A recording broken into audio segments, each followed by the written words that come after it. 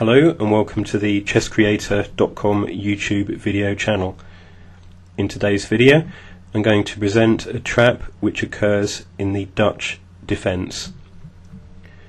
The Dutch defence begins d4, f5, and here white has many options at the disposal. Here we're going to look at bishop g5, and in this trap we'll see a couple of options for black, but it's really when black plays very aggressively, seeking to push and trap white's dark square bishop. So the trap continues: h6, bishop h4, g5, bishop g3, f4. And in this position it seems as if white has lost their dark square bishop. However, if we look at black's kingside pawns, we can see that their king is very exposed on this diagonal. So e3. e3 opens up the immediate threat of checkmate with queen h5, exploiting this horribly weak diagonal. So what can black do in this situation? Well, let's take a look at the diagram and consider the challenges facing black and white and the threats that are present on the board. At the moment there's an imminent threat of queen h5, so black must do something to protect this square. Black also has one eye on capturing this dark square bishop on g3.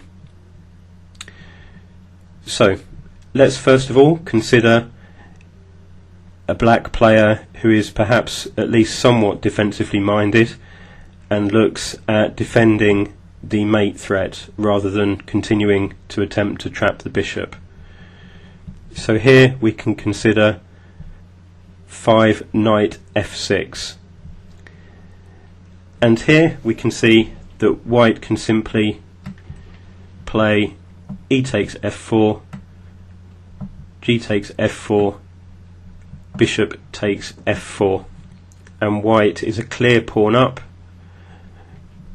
Black still has a liability on this diagonal which could be exploited, perhaps with bishop e2, and obviously black's kingside is decimated and will be forced to reconsider their castling options and castle queenside.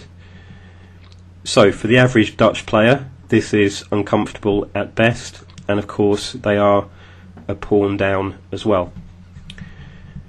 So let's return to the critical position. Move 5 after white plays e3.